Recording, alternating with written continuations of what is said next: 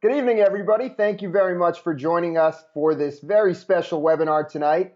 I'm Varun Sriram, thrilled to be joined by running coach Greg McMillan, live from San Diego. Greg, how are you doing tonight? Great. How about you? Doing fantastic and really excited to be able to pick your brain on a lot of things running, nutrition, and training related. We got a great crowd and a lot of people are excited for you to impart some wisdom on them. So, yeah, really thank you for joining us tonight. It's really fantastic. And I think we're going to tackle a lot of interesting subjects. Let's get started. Sounds fun. Awesome, Greg. So, to start us off, before we really dive into the meat of our presentation tonight, wanted to just give folks in the audience who may not know you and know your story a chance to learn a little bit more about who Greg McMillan is. So, let's start with your background in running overall as a sport. When did you start running, and what really piqued your interest in the sport? Well, I was really lucky. I grew up in rural Tennessee, so that's why you'll hear a southern accent for sure. But I grew up at a time when we played outside all the time. And so we were very, very active at a young age. And in elementary school, we used to have physical education, which they don't have so much anymore. But in our physical education classes, we would compete in these different events. And it was everything from the standing broad jump to the 100-yard dash to the softball throw to the mile run.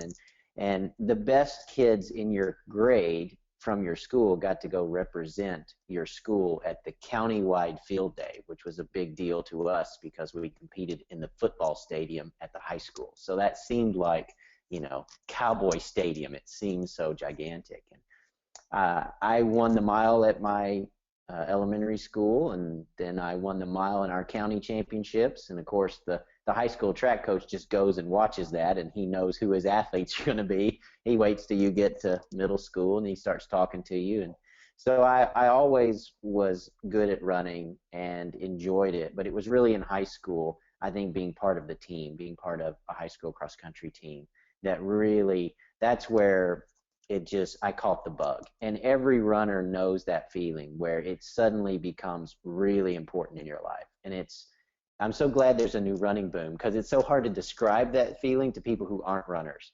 But there's so many people that get it. They understand when running, you really fall in love with it.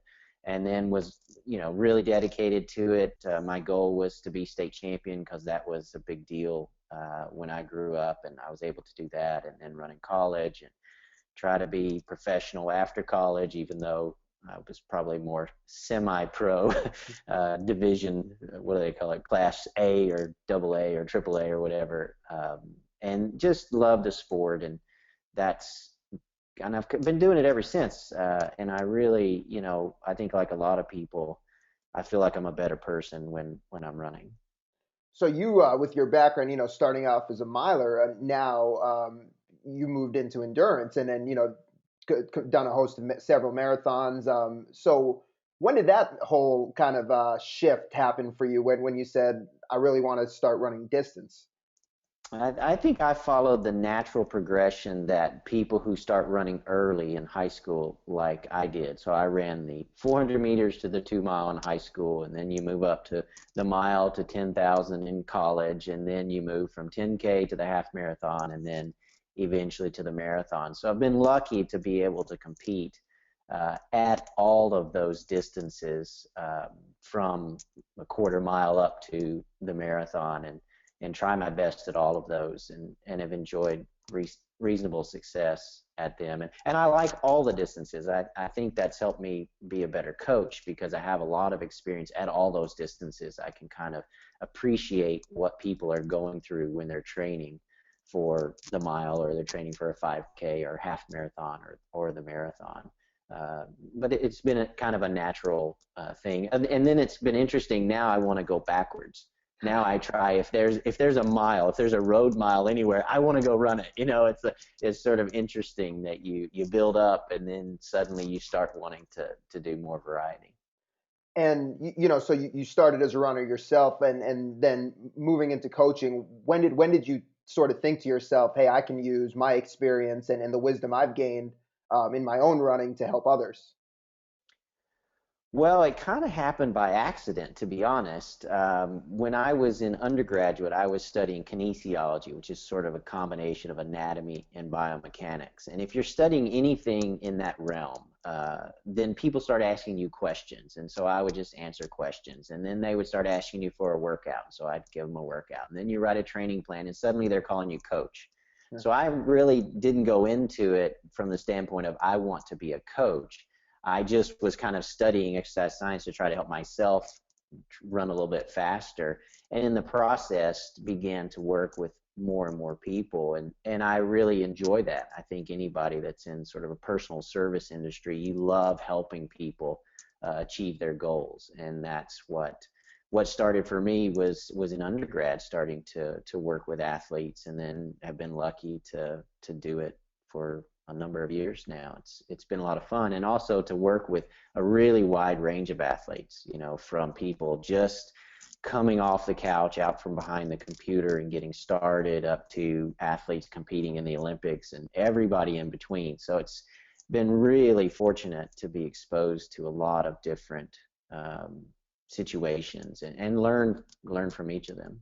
And that's what's kind of I find fascinating about your experience as a coach, right? You've coached Olympians, you've coached people that have qualified for Boston, you've coached people that are training for their first marathon, 6 hour marathoners, sub 230 marathoners, you name it. How is working with such a diverse and wide range of athletes helped you become a better coach? Well, you learn from each, and the biggest thing you learn is the commonality. I mean, we typically talk most about the differences, but the real difference is just the speed, just the pace from training and racing. But the ups and downs and how you're trying to take an athlete from where they are to where they want to be, that's very, very similar. You're always trying to evaluate that athlete and try to figure out, okay, where are you? What are your strengths? What can we leverage? What are your weaknesses? What do we need to maybe address in a different way? And then you build the program, and then you rebuild the program because you learn and they train, you get feedback, you adjust, you go forward. So there's a lot of that goes on. So working with the wide range, I think it allowed me to carry some things that I learned from one segment of the running population to the other, because sometimes that segment is never exposed to ideas that can really help them. And that goes from newer runners to experienced runners, and experienced runners to newer runners. There's sort of information that can be passed. And I think there's a lot of stuff that I talk about with the Olympians that I coach that I learned from working with new marathoners, and vice versa. So it really is a wonderful sport because we're all just trying to get to that finish line a little bit faster, a little less discomfort, have a successful race. And the commonalities, there's a lot more of those than differences, for sure. And that's so true. We were just coming back from Dallas, where we were. UCAN was there for the Dallas Marathon and had a big event with Meb Keflezighi, the Boston Marathon winner, and it's just as you said. There was so much that he was able to share with folks from their own experience, while they're not 208, 208, or 209 marathoners. Little things that nuggets of wisdom that he could impart, stuff that I'm sure you impart, that even if people aren't running at that level, they can still take away from. So yeah, I mean, you said it best. That's the beauty of the sport, and I guess that's why we've got so many people on here that are interested in hearing what you have to say. And Greg, there's a million topics we could talk. We could have you on here for 6 hours and probably still have questions and different topics to tackle. But in tonight's session, we really want to focus primarily on fueling. It's something that's so top of mind at all times, it seems,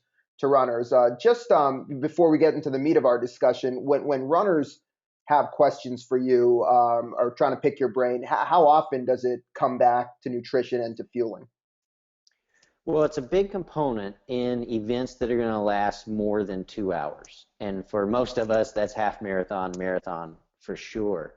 And it's a big puzzle that everybody is trying to figure out. And there's not a black and white answer to it. It's what works for one person has to be modified to work for another person. So everybody's been searching for a long time for exactly how to fix this fueling puzzle. And so a lot of what we're doing is just trying to educate on the process so that people can uh, take advantage of what we know works for nutrition, and try to give them the energy they need through the duration of their event, because I've done it myself. When you're out of energy in a long event, it's not a pleasant experience.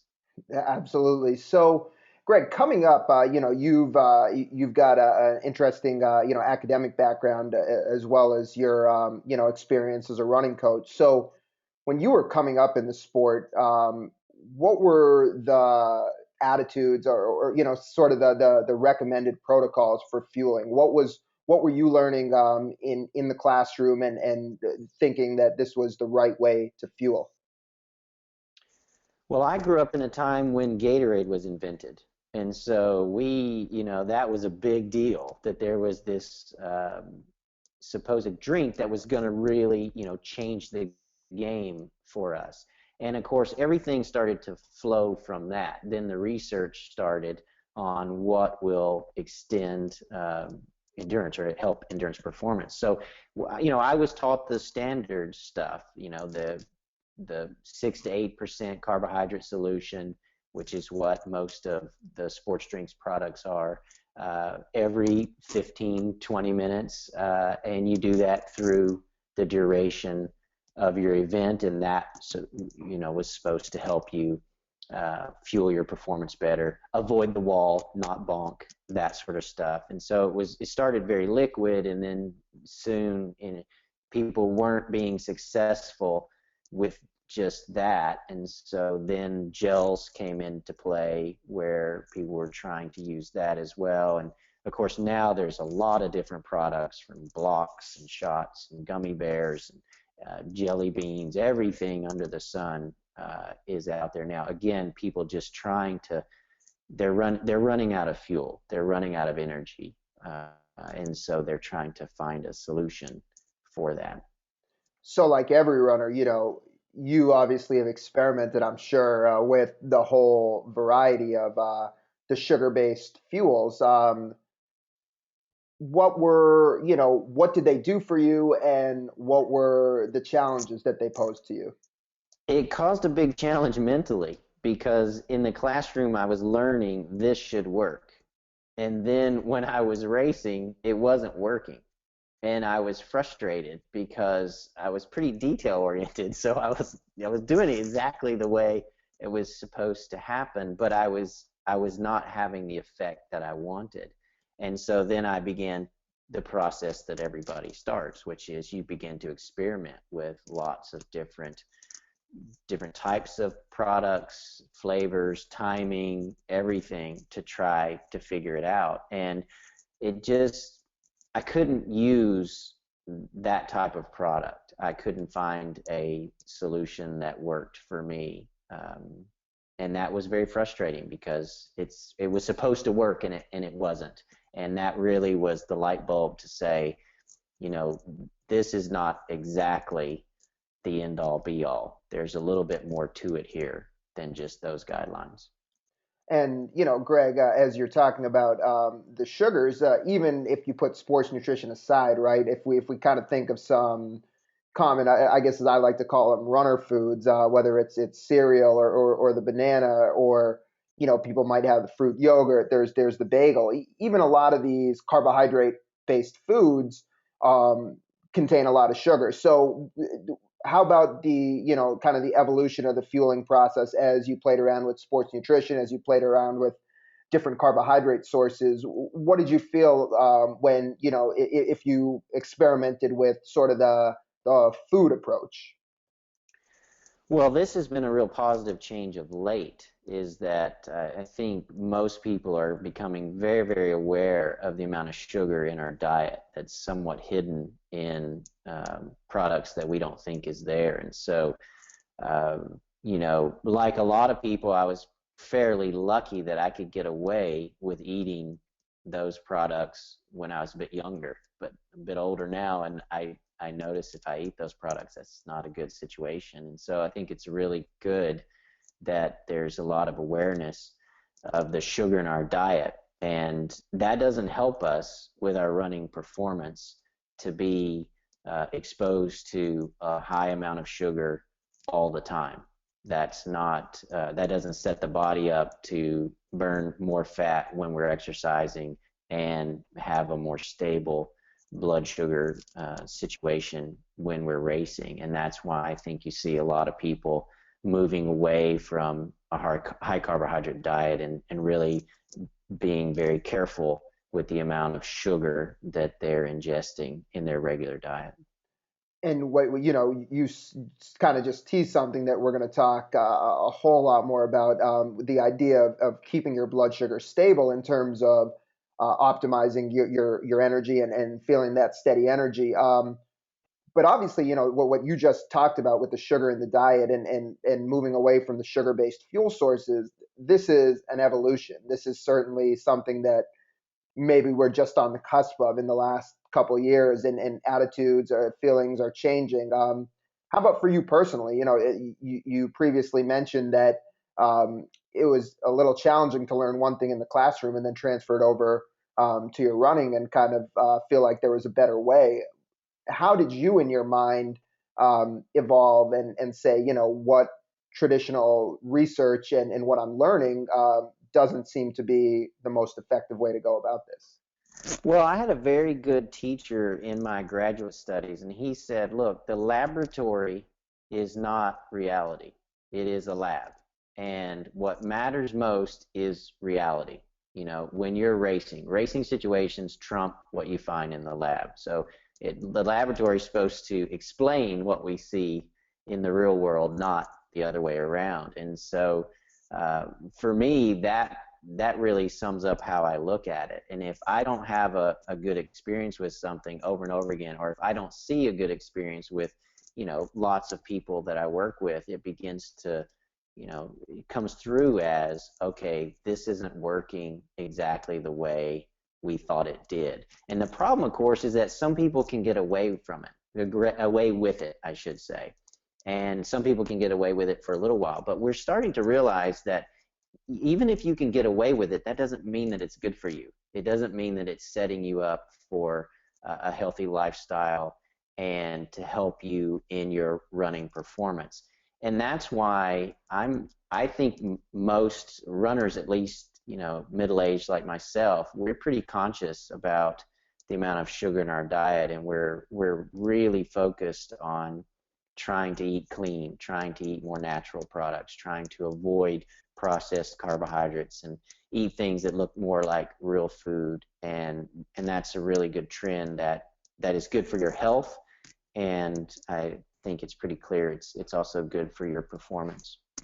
That's an important point, because I think if you're somebody that struggles with GI issues from a lot of the sugars, or if you're crashing because the sugars aren't maintaining your energy, then it's easy, right? It's kind of a no-brainer to think in your mind, I've got to find a new way. But like you just said, I mean, certainly even if the sugar-based fuels are working for you, most people are in this. If you're not at the elite level, certainly everyone wants to achieve their best time and keep pushing that personal best and keep improving on that. But most people are in the sport for health. Would you say that's accurate with the large number of athletes that you coach? Yeah, I think we love running. We want our performances to be good, but we like to be fit. We like to be healthy. That's something we're kind of known for that. People say you run so you can eat, you eat because you can run, that sort of stuff. And I think we like to be healthy and fit. We like to set a good example. We're not perfect. I think everybody admits that I like that 80-20 idea. 80% of the time you eat what's right for you, 20% of the time you enjoy. And so you have that nice balance. But the point is that our diet, what we are being fed, what you can consume now in a Western diet, is so far removed from what has ever been experienced by humans in our history that it's only now, after 20 years of a very high processed diet that we're starting to see all these negative health consequences. And so that's why there's such a big, I think, movement back toward more, real food, if you will. And the carbohydrates that you get in your diet are not the processed kinds. They're not simple sugars and that sort of thing. And that's just good basic health. That's just good for helping your body be strong, rebuild, refueled, and then you can go out and train. And then when you get in races, you're better able to go out and perform your best because you're not so reliant. The body gets really good at what you give it. And so if you feed it a really high sugar diet, then that's what it relies on. But we don't have enough of that in our bodies on board to last for endurance activities that last, say, 2 hours or more. And so, that's a bad situation. You're burning a fuel you don't have a big store of. You need to change that dynamic. And that's why you see a big push from people with low carbohydrate, high fat diets. So they're trying to shift the body into being able to spare a little bit more of that limited carbohydrate store. And that's what training does for you anyway. That's a positive result that comes from endurance training, is that you are better at utilizing fat. You spare your limited muscle carbohydrate stores, which are called muscle glycogen. And that's really good because we don't have enough store to get us through the end of that, the finish line, if we're relying heavily on the muscle carbohydrate stores. So all these things, Greg, are certainly things that we're going to dive deeper into here. But let's switch this, transition a little bit over to UCAN as a fuel source. We have a lot of folks really with a lot of specific questions, so I want to move kind of into that portion of the discussion. I think is important though to kind of set the table on fueling, especially for somebody that's come up in the in the running world and is kind of seeing this evolution. But with UCAN, before I kind of explain for folks that aren't familiar with the product, the unique aspect of it and how it fits in with some of the principles you just identified, how did you first hear about the product? And I'd love to hear, any kind of maybe your initial thoughts before you had a chance to really play around with it and what might have intrigued you about the product. So my story is very typical in that the first marathon I ran, which was the New York City Marathon, I used a sports drink and I bonked. And then the second marathon that I ran, I used a sports drink and gels and I bonked. And I continued to have this problem that I was experiencing that sort of spike and crash, and that was a scenario that just wouldn't work for me. And so when I heard about Generation UCAN, I thought, well, that's the right idea. That in my mind makes sense physiologically. If I could have something where I could have a more stable, I could get, carbohydrate in. I need carbohydrate for fuel.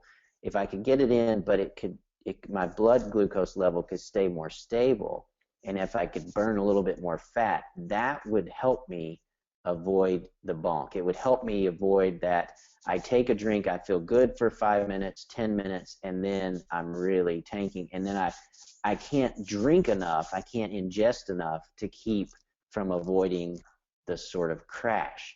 And so that really intrigued me as to the potential for that, because it fit my physiologist mind of, yes, that's my problem. That's the problem I'm having. Now I need some way to do it, because most people can't get enough fuel in the traditional way because of GI distress. And so that becomes the big challenge. So it's a great teaser, Greg, and I just want to take about 2 or 3 minutes just for folks that don't know UCAN to kind of talk about how the backstory of UCAN and what does make it so unique and how it does fit in with exactly the principles that you were talking about. So for those of you that can see the screen, you're looking at a picture of a child named Jonah, and Jonah is the son of our one of our founders, and Jonah has a very rare blood sugar disease. So he's unable to convert carbohydrates into glucose to give him energy. When all of us consume a carbohydrate, our body breaks it down, we convert it into glucose, and it gives us basically energy. It releases into our bloodstream and gives us energy. So with kids like Jonah, this disease is called glycogen storage disease, and they were basically unable to do this. They were unable to break down your traditional simple carbohydrates. So the issue really was when they weren't fed carbohydrates, they would get extremely low blood sugar and experience severe episodes of hypoglycemia. This could cause seizures and a whole host of other health issues. So what these kids were really forced to do is they have to be fed every 2 hours around the clock, including 3 or 4 nighttime feedings. An extremely stressful life for the families, as you can imagine.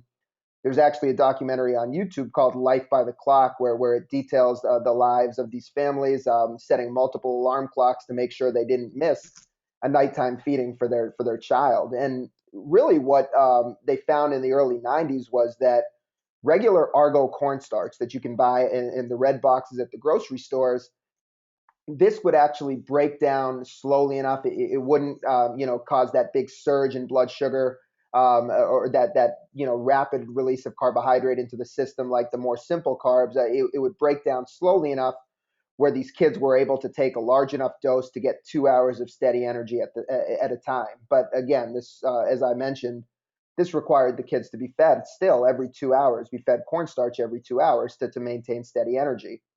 So Jonah's family, they were very proactive. In 2000, they contacted the World Health Organization, and really what they were looking for, gene therapy for this disease would have taken years and years and years, very, very expensive. They started researching nutrition therapy, and what they wanted to do was find the world's best carbohydrate.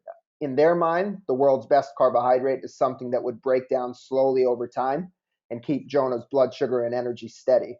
Now, as Greg kind of shared with us, I mean, that's exactly what runners want. Something that breaks down slowly over time and keeps your blood sugar steady rather than giving you that burst of energy at once. So really, after 8 years of research in the University of Scotland, carbohydrate researchers, they actually came up with a carbohydrate that we now call superstarch. And this is what the key ingredient, the unique ingredient in UCAN is. So what is superstarch? They started with non-GMO cornstarch, non-genetically modified cornstarch as their starting ingredient. They put it through a 40-hour cooking process. It's completely natural, just involved heat and water, no chemicals, no enzymes. This is a really dumbed down analogy, but for any of you that have cooked rice, pasta at home, when you cook a carbohydrate, when you apply heat and water and pressure to a carbohydrate, you change the shape, you change the texture, you actually change the structure. So, in a very simple, kind of dumbed down way, like I said, this was a cooking technology applied to this carbohydrate over 40 hours, significantly changed the structure of the carbohydrate, caused it to become an extremely long glucose molecule that broke down very slowly over time. So the big success for this carbohydrate is that Jonah is now able to take a 90-gram dose of it, which for those of you folks that have tried UCAN is basically the equivalent to 3 of these packets prior to sleeping at night. And it keeps his blood sugar and energy steady for 8 hours. So he doesn't wake up. He doesn't have to be fed in the middle of the night. So this was really, for the family, was an amazing success story, a big time solution to their issue. And it all could have ended there. But we started wondering, as the attitudes and opinions on the ideal way to fuel was, we started wondering what would happen if we gave this to athletes, to runners, and to people exercising. How would it impact their energy levels, and would it give them what they desired? I'll just mention a couple other things about the superstarch. It's gluten free, it's completely natural. And it's a food product. It's just, like to tell people, it's carbohydrate is less processed than oatmeal. So it's a really clean and pure ingredient, again, that was developed originally for these children. So before launching into sports nutrition, we wanted to test superstarch against maltodextrin. And the reason we opted to test it against maltodextrin instead of the simple sugars is that maltodextrin was the more complex carbohydrate being used in the gels, the blocks, all the newer products. You name the brand, flip the label around, they use maltodextrin as their primary carbohydrate source. And maltodextrin, Greg, you probably remember this, right? Maltodextrin came on the market as an improvement to the simple sugars. Do you remember from your own experience when products started using maltodextrin and you started becoming familiar with what it was? Yeah, there was always this search for the best carbohydrate source that would be absorbed, but yet not cause the spike in the crash. And so all of a sudden, there were, everyone was testing all these different types of sugars, and they were balancing this challenge between super simple, so it was easily absorbed, but then that would cause the spike in the crash, and then began to look at longer and longer chain sugars, if you will, to try to find that sweet spot where they could have longer. And that's what I remember first hearing of maltodextrin.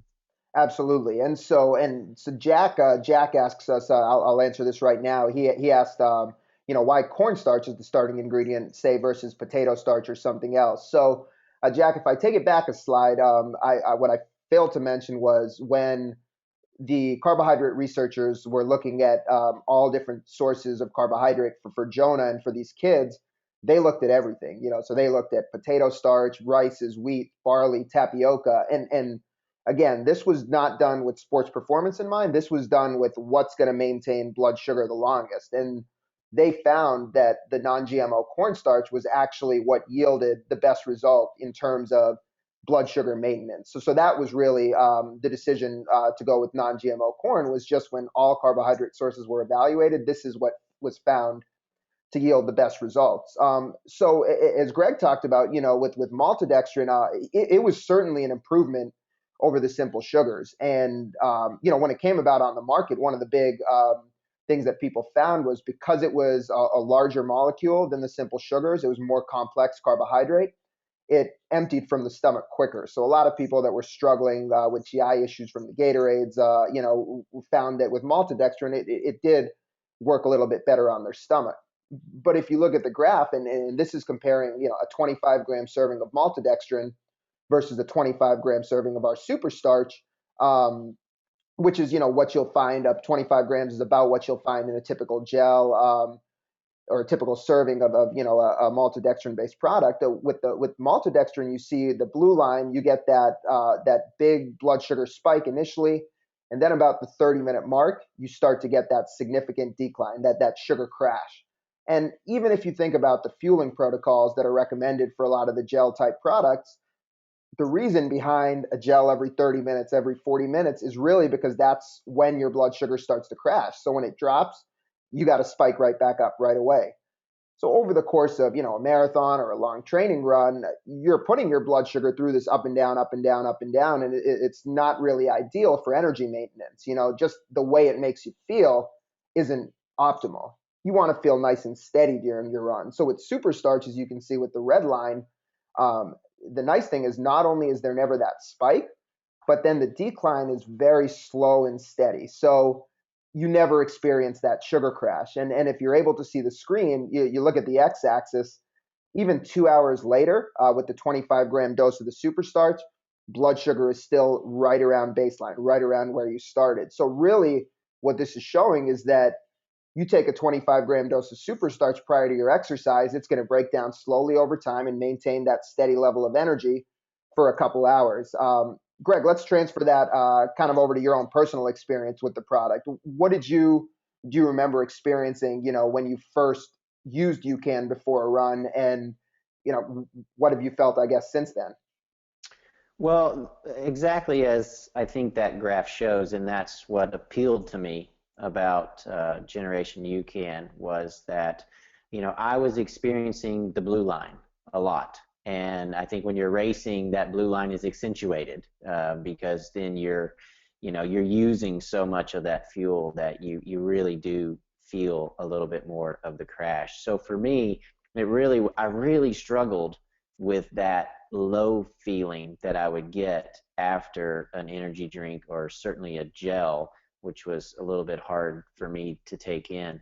And I didn't like that. I felt like that was a negative to my performance. So having a little bit more, not experiencing that spike and crash and having a little bit more stable feeling, I felt like if nothing else, it made me mentally feel better because I had to trick my mind and know after I took a drink or certainly a gel, I was going to feel really good for about 5 or 10 minutes, and then I wasn't going to feel as good. I would feel a little lousy, and then I would have to, you know, ingest again.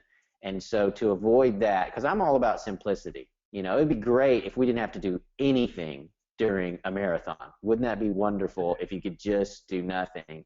But most of us, that's not really an option. So we're going to have to take something in. So you try to make the least complicated, uh, fluid or nutrition plan as you can.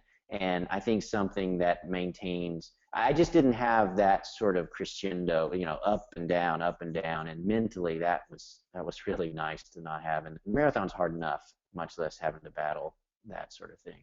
I'm happy you said you spoke about the mental aspect as well, because you were talking about it, in the context of maybe not having to worry, but what's also interesting, right, is when your blood sugar drops, that's a lot of times what people may refer to as that bonking. I mean, endurance sports, marathoning is such a mental game, and having a steady release of carbohydrate not only provides steady glucose to the muscles, it also provides steady glucose to the brain. Can you comment maybe, outside of the worrying aspect, did you ever find that when you had those up and down in blood sugar, did you ever find that you felt that sort of brain fog? Yeah, that was the start. I mean, once you start experiencing that spike and crash, you're done. You're not going to have it's going to be hard to catch up and be able to have a successful race. And I think I remember when I was getting my master's in exercise phys, that was when it first started to come out and talk about what they call central fatigue. We always talked about the bonk being related to, oh, you depleted your muscle glycogen stores and things like that. But then we started to figure out that the brain is perceiving what's going on in the body. And so if you can keep the brain happy, then a lot of these feelings of fatigue don't appear anymore, just if you keep the brain happy. And a big part of the brain being happy is, it has to have oxygen and it has to have fuel.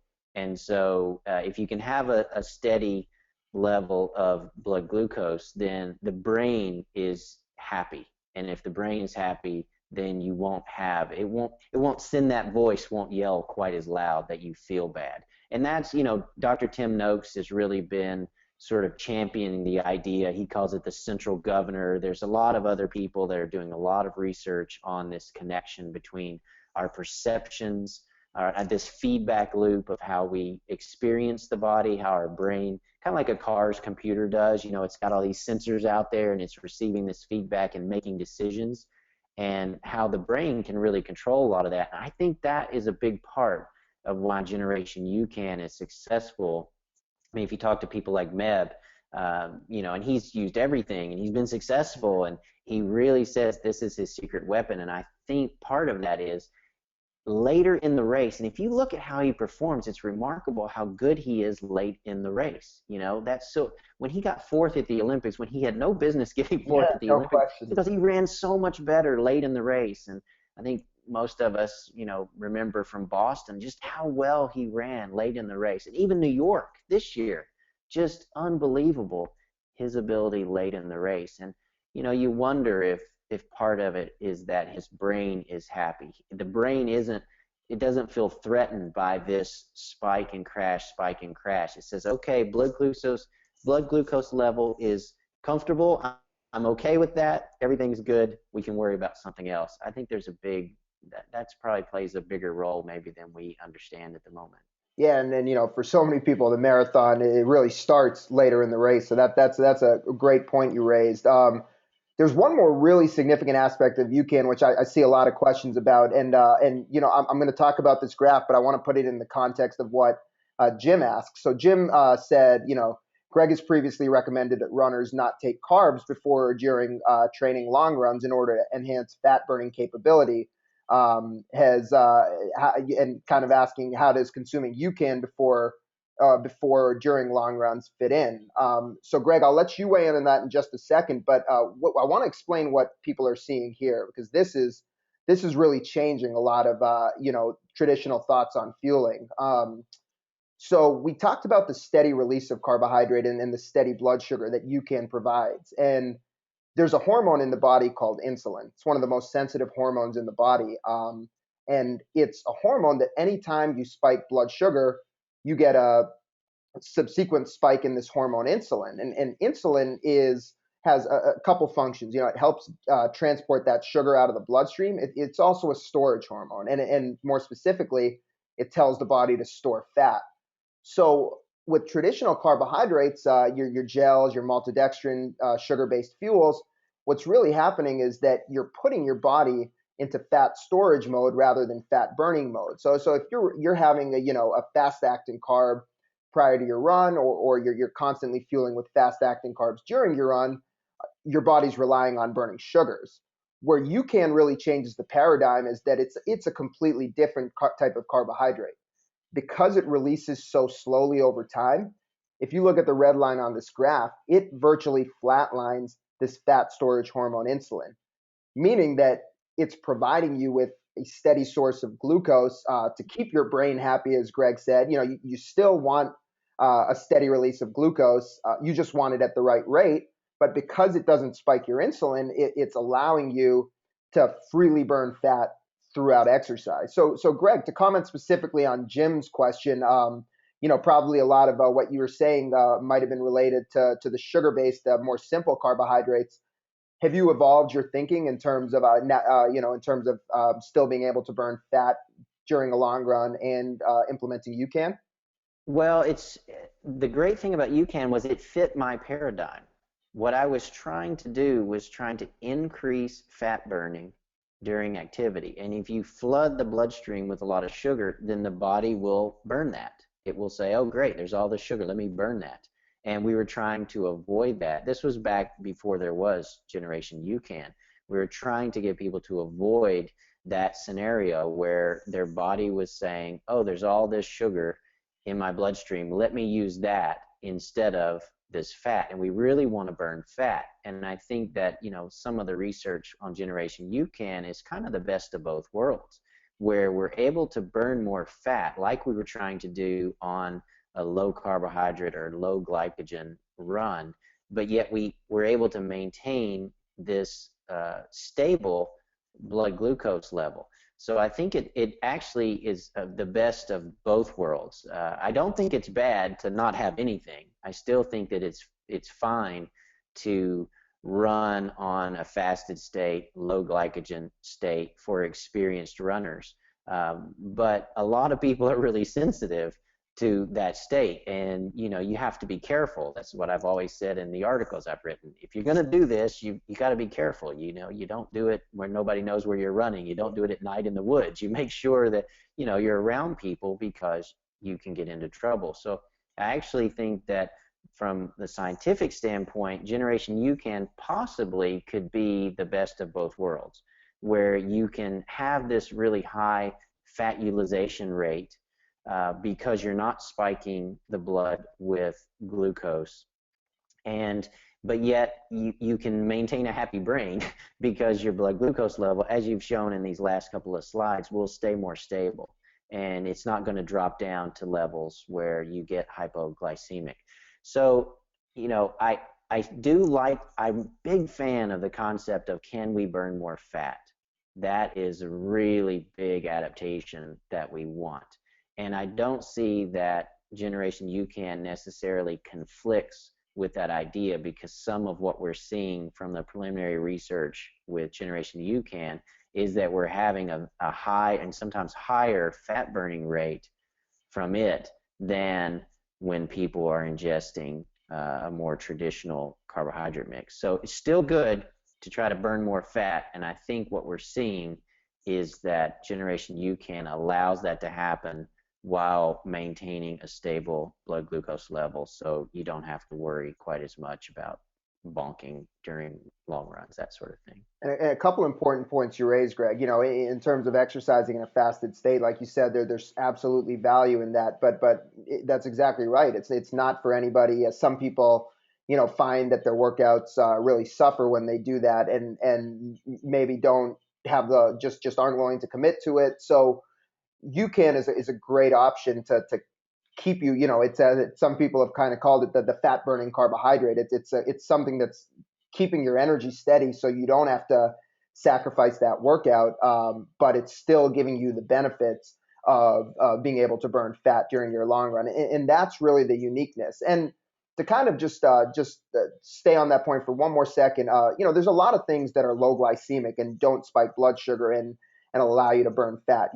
Raspberries or the other low glycemic carbs, right? There's a lot of carb sources out there that will allow you to burn fat. But the uniqueness of UCAN is, again, back in the super starch carb, is back to this slide. It's not only does it not spike blood sugar, it's how long it lasts you. So other low glycemic carbohydrates, they're not going to maintain your blood sugar for as long of a period of time. And that's where the uniqueness of the super starch comes in. Not only is it not spiking your glucose and spiking your insulin, but it's also maintaining you for a long period of time. So, Greg, we got a ton of questions just in terms of using UCAN as you look at the whole product lineup, using UCAN during marathons. And I'll quickly just talk about the different products. So there's the UCAN sports drink mix, which we call the UCAN energized here on this slide. And there's the UCAN protein drink mix. These are the two products that are fuel products. They contain the super starch carbohydrate. And then there's also the UCAN hydrate. UCAN hydrate we won't focus as much on at the moment, but the UCAN hydrate is an electrolyte replacement. So 0 calorie, no sugar electrolyte replacement, no carbs. So that's not for energy, simply for hydration. But the UCAN Energize, the UCAN sports drink mix, it contains super starch and it contains sodium and potassium. So this is what people use prior to a run. This is what they use during the run. In general, even though UCAN's a drink, you want to treat it like a pre-exercise snack. You mix a serving with about 8 to 10 ounces of cold water. It's available in both packets and tubs. This is what a packet looks like right here. This is about 120 calories, 27 grams of carbs.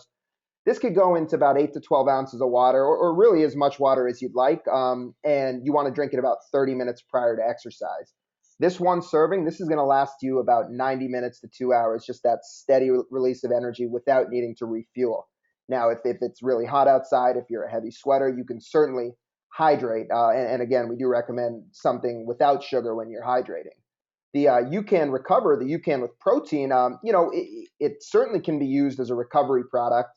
The benefit of keeping blood sugar steady after exercise, versus having, let's say, chocolate milk with 20 or 25 grams of sugar, is that when you keep blood sugar steady after exercise, you'll avoid that post-workout crash, 30 minutes later. And really what's significant is if you have a weight loss or body composition goal, keeping blood glucose steady after exercise will actually allow your body to stay in fat burning mode and continue to burn fat. So one of the big things that reasons Meb uses UCAN after a workout as he's gotten older is, he's not running as many miles as he used to when he was in his 20s and his early 30s. And so nutrition is much more important for him now. And he finds that he's able to get to race weight and stay at race weight much easier when he has UCAN after his workout, and it's just keeping him nice and steady and allowing him to continue burning fat. Whereas, in the past, when he was younger, he might have some high glycemic carbs after a workout. But the UCAN with protein, because it has the super starch carb, some people treat it as breakfast, and protein helps curb that feeling of hunger in the stomach. They're still getting the steady release of energy from the super starch. So it can also be used pre-run as well. So with all that in context, Greg, how have you personally used the two different products, and how will you recommend it to your athletes? So if I'm running a marathon, I typically will start drinking the UCAN, what you're calling energize there, about an hour before race start. And then I finish about 30 minutes before race start. So I'll have a bottle, and it's maybe 10 ounces, 12 ounces, something like that. So I get that in sort of in that time frame that you mentioned. It gives me a chance to go to the bathroom one last time. And then during the race, I actually like to consume it as well. I still like to have something every 15 to 30 minutes. I carry my bottle with me during marathons, and I'll drink some of that along, mainly as my fluid source, but I find that for sure means I've always got stable blood sugar, and that's been the most successful combination for me. But again, everybody's a little bit different. I think there's always some experimentation that you have to have, from flavors to timing to everything. You're going to have to do a little experimentation, but that's what long runs and tune-up races are for. They're for you to try to figure that out, and once you get it dialed in, then you can just keep replicating it. But that's where I've had the most success. That's where I feel like I never have the spike in the crash, and I have a happy brain the last 10K of a marathon, which is really all I'm after. Because if you can feel good and excited for that last 10K, then you're typically going to do really well. We have a lot of like kind of logistical questions. So Michelle asks, she says fuels on training days with UCAN, but when fueling with it in racing, she prefers not to wear a belt. And we have some other folks that have expressed this as well here in the chat. So when you have used UCAN during a marathon, kind of, I want to hear your perspective first, then I can share what some other folks have told us. What do you do about carrying it? Oh, I have a waist pack, and there's so many varieties of waist packs now. I like the waist pack, and usually have two 10-ounce bottles, and I have no problem carrying that. I don't like carrying stuff in my hand, so that doesn't work for me. But I find the bottles to be pretty easy. I never had a problem with it, but I know some people are more sensitive to having something around their waist, or doesn't feel comfortable to them. But that's what's worked for me, and I really wanted to do it because I wanted to drink on my schedule what I wanted to drink. I didn't like the traffic jams at the aid stations, and how much you'd lose falling out of the cup whenever you try to grab it from a volunteer and that sort of thing. So that might be something that you give a try and see if you can figure out a product, a waist pack or some sort of hydration system that can work for you. But we at McMillan Running, we're big fans of carrying your fluids, because just like the elite runners, they get their own little bottles they can prepare and put on every 5K table, which is 15, 18 minutes for them, and they get their own drink the way they want it. I want to kind of have the same experience. And with UCAN, like I kind of mentioned, the amount of water you mix a serving with has no bearing on how the product works. So I see a few questions in here asking about a gel type product, and while we don't have that available yet right now, it's something we're looking at. We have many people making their own UCAN gel, so concentrating a serving with 2 to 3 ounces of water, and then just mixing it up real thick and consuming it as they would a gel, but finding that rather than that sugar-based gel that gives them the spike, it's a slow burn. So it's a gel, if you will, that'll last you 75 to 90 minutes. So with this, it's certainly everybody's different. It lasts for different periods of time for everybody. But our general recommendation is a packet or a serving 30 minutes before, and then once you start the race, roughly every 75 to 90 minutes, we recommend another serving. And Greg, I know you kind of will take a gulp as you need it. We have other folks that are really just consuming it all at once, at the 90-minute mark, and then 90 minutes later doing it again. So if you're in that 4 to 5 hour marathon range, or 3.5 to 5 hour marathon range, what we've seen is a packet of UCAN before, one around mile 10 and one around mile 17. I'm sure you have some athletes, Greg, that you've worked with that like to use UCAN before, but then don't want to worry about carrying or doing something else. If someone's going to switch over to the traditional fuel sources, how do you recommend using UCAN in conjunction with the more traditional fuel sources? Ooh, I don't like that scenario at all. I think that's big. That's big risk. If you had UCAN before, and then you were taking, what was available on course within, you'd want to practice that and see how your body responded to that. I don't think I would respond very well to that. I think I would prefer to use sort of UCAN in the way it's been designed. Though, in fairness, I do drink it more frequently, I guess, across the race, as opposed to a larger amount within. But I think that would be something you definitely want to experiment with in training to see how your body responded, because you're kind of mixing two different things together. That would be interesting to know how people feel. So that's a good perspective from your end, Greg. I'll share with at least what we've heard from other folks that have experimented this way.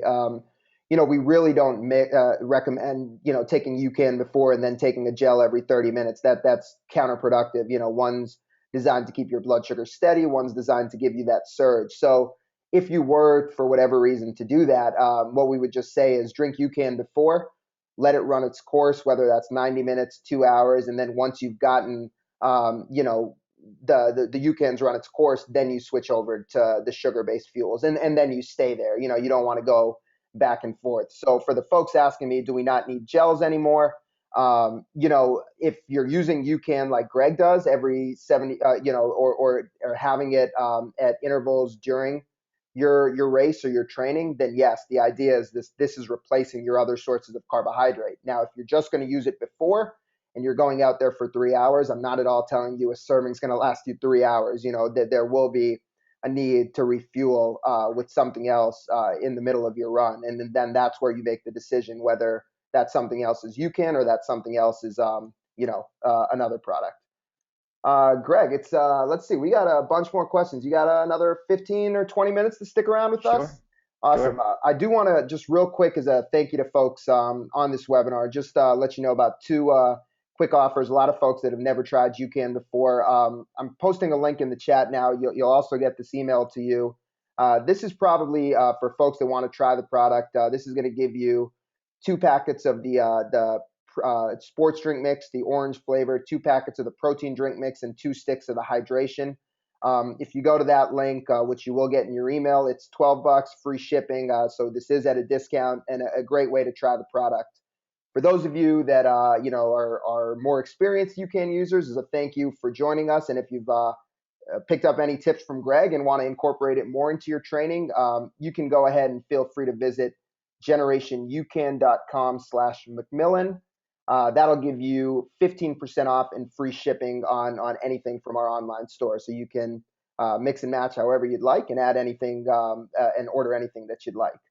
Let's pound away at these questions because people really got a lot of different ones for you. So let's see. Um,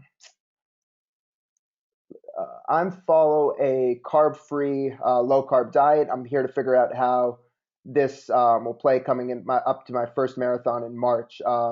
Currently, I've always run on an empty stomach and a couple times had to have a goo. So, um, just in general, Greg, there's a lot of research about the higher fat, lower carb style fueling that's coming out now for endurance sports. What's your overall opinion on that method of fueling? Do you think it's something that has merit and can work for endurance athletes? Absolutely. If you can burn more fat at your race pace and spare your limited carbohydrate stores, that's a positive adaptation. And I think that's why a lot of people are moving away from having pasta every day. They're basically carbo loading every day, and people realize you don't need to do that. And so people are trying to move toward being able to burn more fat. I think that's a real positive adaptation.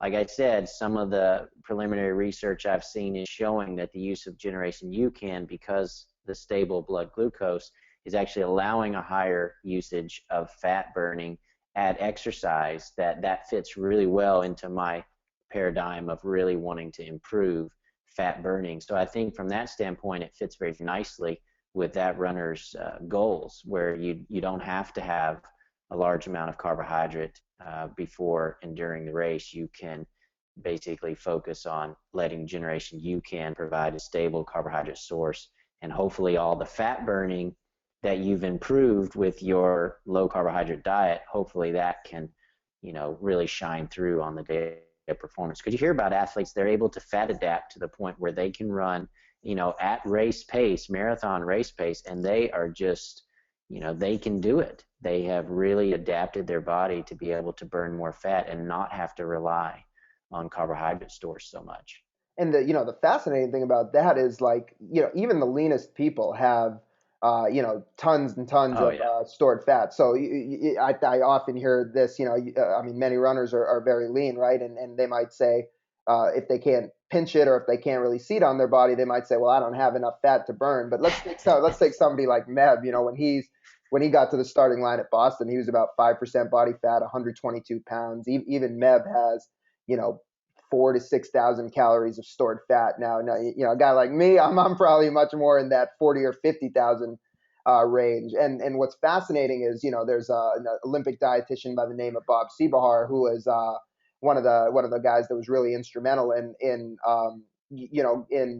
showing us the application of the super starch carb for endurance athletes. He was kind of the first guy that said, this is going to change the way I feel with my athletes, because right now I'm trying to get them all to keep their blood sugar stable and to burn more fat, but I don't really have nutritionally many options that support that theory. And Bob, this will always stick in my mind, said to me, the average person has enough stored fat to fuel 8 to 10 Ironman races. The average person has enough stored glycogen, stored carbohydrates, for about 2 to 3 hours of moderate intensity exercise. So that right there alone should tell you that this whole notion of needing to dump and flood the body with carbs, especially pre and during exercise, it's really not necessary. But the thing is, once you start doing it, or if that's what you're training your body to do, then that's what, as you talked about, Greg, early on in this session, that's what your body's going to rely on, and that's what your body's going to crave. So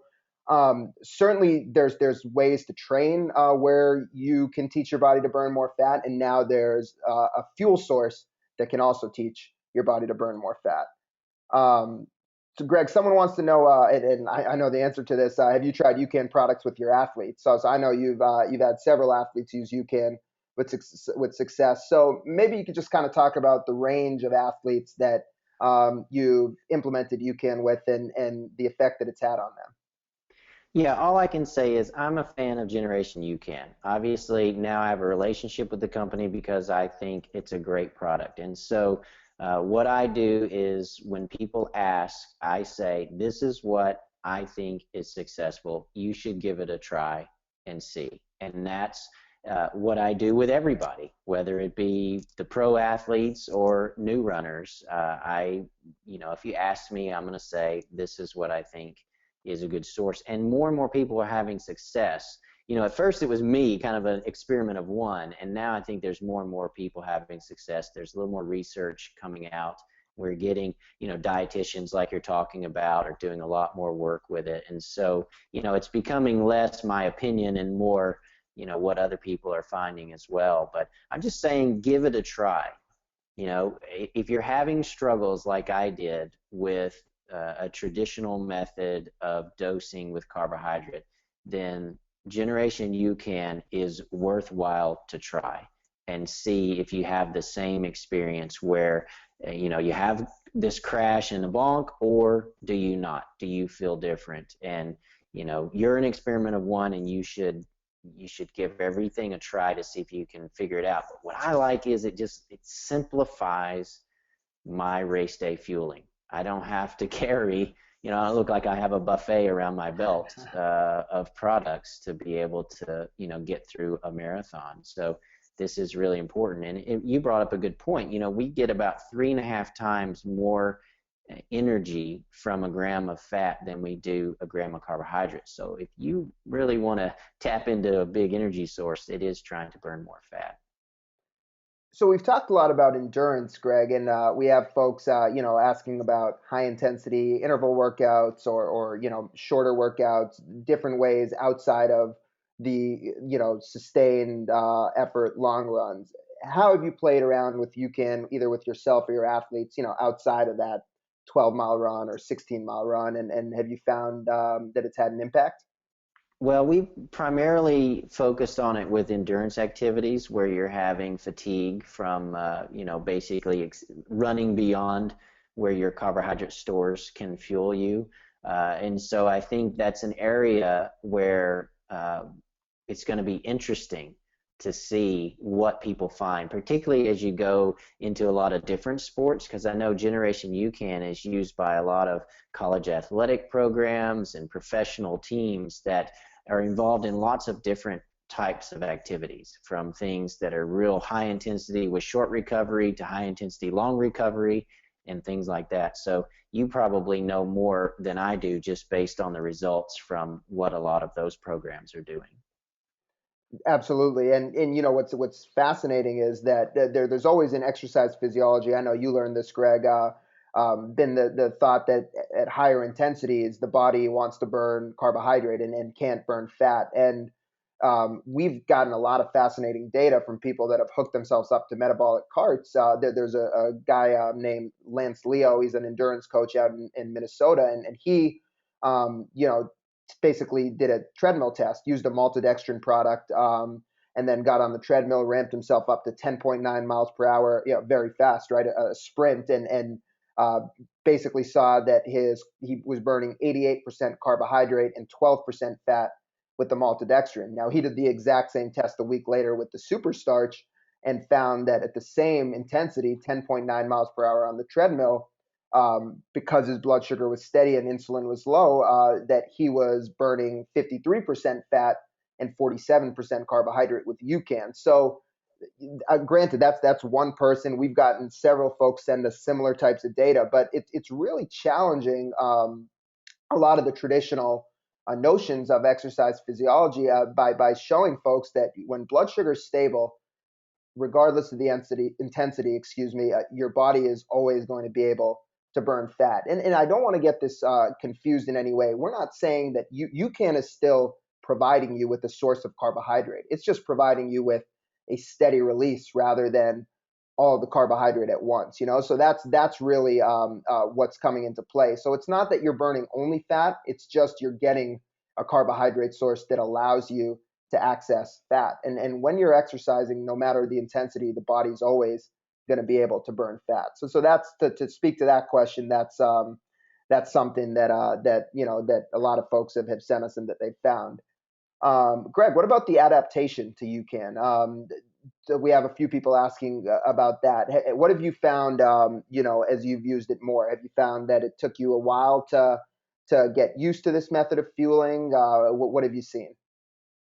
I didn't find, I think I tried the different flavors just so I could find the flavor I wanted. I had to try different frequency of, how often I would drink it, like I said, and then find my rhythm with it. But I didn't feel like I adapted to it necessarily. I felt like it worked the way I expected it to work when I took it. I just, like I said, experimented a little bit to see how would be best for me.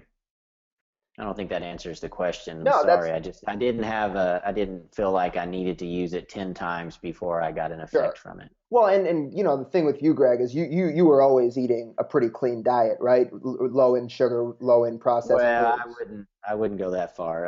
Luckily, I married a woman who loves to cook, and so I eat better now than I did when I Okay. was in college. Well, but I meant since you've been had started using UCAN, 3 or 4 years ago, For from sure. at that Yeah, point you were for eating a sure. pretty clean diet, right? Sure. Yep. So what I'll say just to comment on that, what we see is if you're an endurance athlete and you're used to fueling with sugars and taking in a lot of sugar, or even if your diet's not so clean and you consume a lot of sugar, there may be a little bit of an adaptation period. It's not months and months, but you may find that the first time, the serving of UCAN lasts you 60 minutes, and then 3 or 4 workouts later, you're getting more and more out of it. And some of it's physical, but a lot of it might just be mental. People are used to that sugar surge and that sugar spike. But the nice part we see with UCAN is, if there is an adaptation period, it's something that actually lasts longer the more you use it, because the more your body gets used to tapping into and utilizing fat for fuel and is not reliant on the constant feeding of carbohydrate. It's just like any training, right? It's the more you do it, the more you get used to it, and the better the effects of it start to work. So that's what we see with UCAN too. I know we have a lot of Ironman related questions here too, and those are certainly stuff you guys can email me. I'm sorry, I don't think we'll be able to get to specific Ironman questions, but just a quick anecdote. We had a guy Matt Bach just won Ironman Maryland 851 24 iron. He did his race on 94 calories an hour, the majority of which were UCAN. And I was talking to him last week, and he was telling me that when he first started using it, he felt like he would take a packet every hour, and then when he was training with it, the more and more he used it, and as he was previously using a lot of gels, as he started getting used to that fueling, he found that the serving of UCAN would last him 90 minutes, and this kind of naturally happened over the course of a few weeks. So that's certainly when you first, if you're going to use it for the first time, don't go out and take it on a 6 hour ride or a 3 hour long run. Use it before your 75-minute run. Use it before your 90-minute run. And if you're used to another method of fueling, especially during your run, carry a gel in your back pocket the first time, or carry a block or a bean or something else, because I know everyone's got limited time. And if you're training for a race, the last thing you want is to sacrifice the quality of that Saturday long run. So if you're going for 12 or 14 on a weekend morning, take your UCAN before, then carry something else with you. You may need it, you may not, but at least mentally you'll feel like, hey, I'm safe. I've got it with me if I need it. And, you're not going to have to sacrifice the quality of the workout. Greg, what about multiple servings at once? Have you ever played around with more than a serving at a time, or do you generally use just the one serving prior to exercise and then fuel, during as needed? Yeah, I typically have one packet before and then one during a marathon. It's sort of been my rhythm.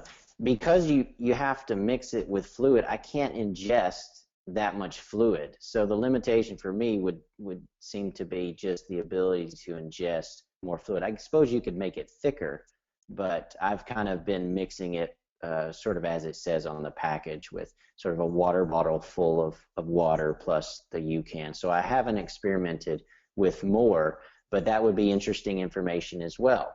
Does that allow it? Does it stay, do you get an extended period of time before you feel like you need something else? Absolutely, because to take it back to Jonah, the child with the condition who this was created for, he takes four packets and it lasts him 8 hours, throughout the night. And granted, this is his physiology and everything is different, but we've had many runners that have taken two servings or even three servings prior to exercise, and they found that it lasts them longer. So I know many runners that'll take two servings with two packets, before a 20-mile run, and they won't refuel at all during the run. And Greg, as you mentioned, certainly you wouldn't want to double the serving of water, because who wants 24 ounces of water sloshing around in their belly prior to Right. going out and running? So if you can tolerate the thicker consistency, then you just mix it thicker and you use two packets, use less water, and if you can tolerate that, that's a great option, because as I know, as much as you encourage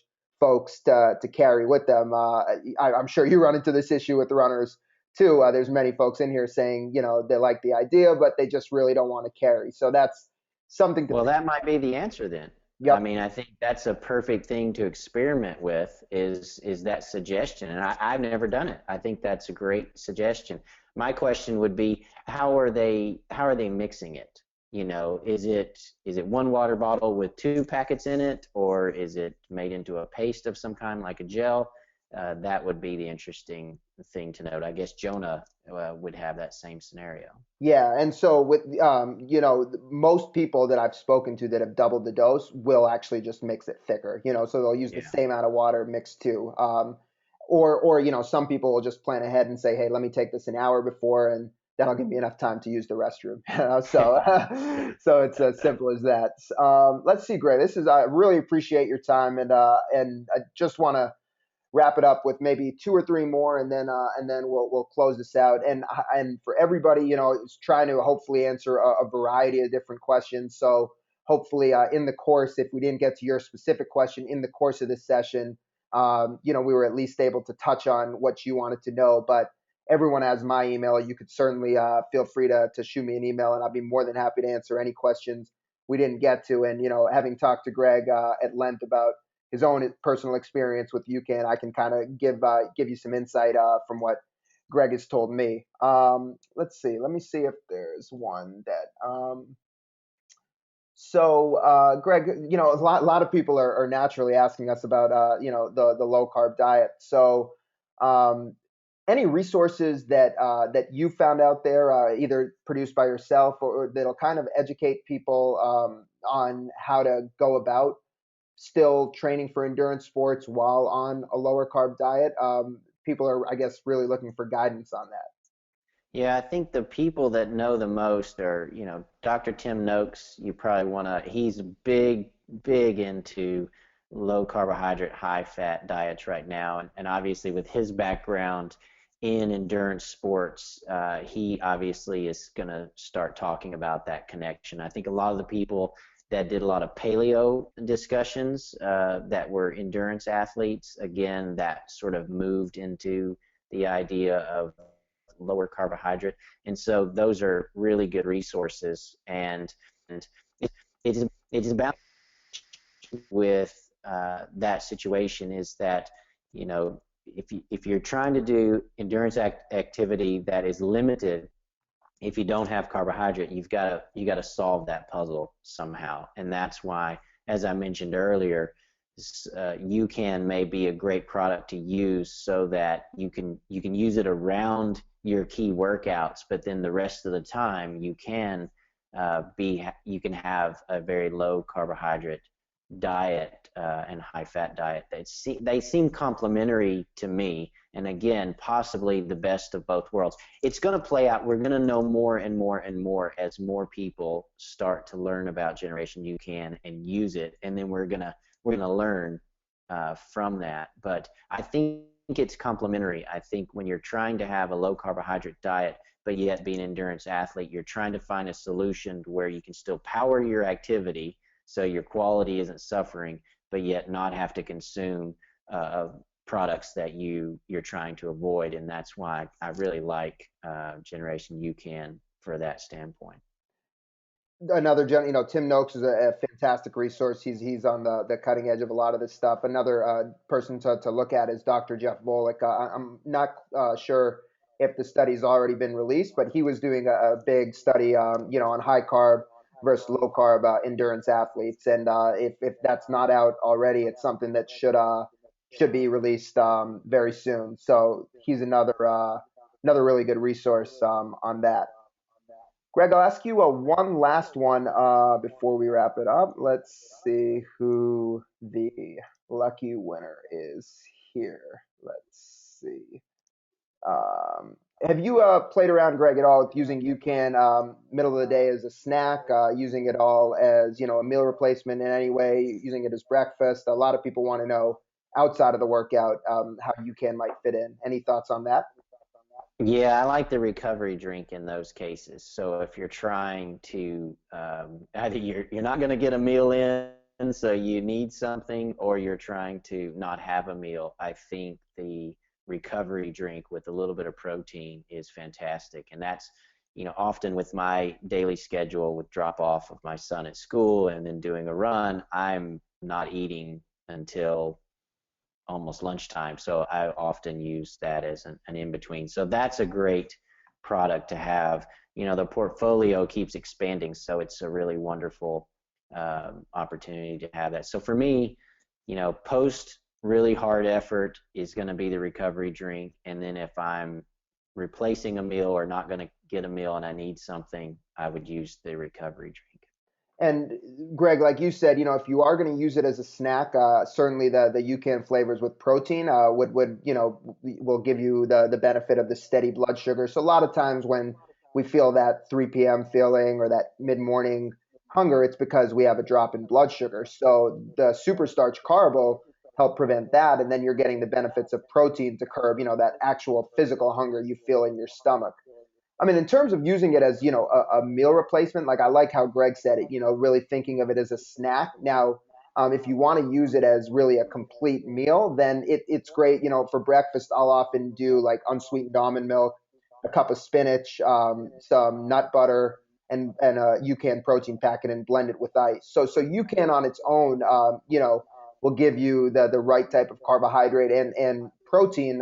But for a complete meal replacement, you could just certainly add other nutrients into it and make it part of a shake. And if I have that shake in the morning, 350, 400 calories. I mean, we hear this from many of our athletes as well. Yeah, that'll really satiate you for 3 or 4 hours. So definitely think of using it in your smoothies as the carbohydrate portion of your smoothies. And if you want it to be a true meal, you just add other nutrients to it.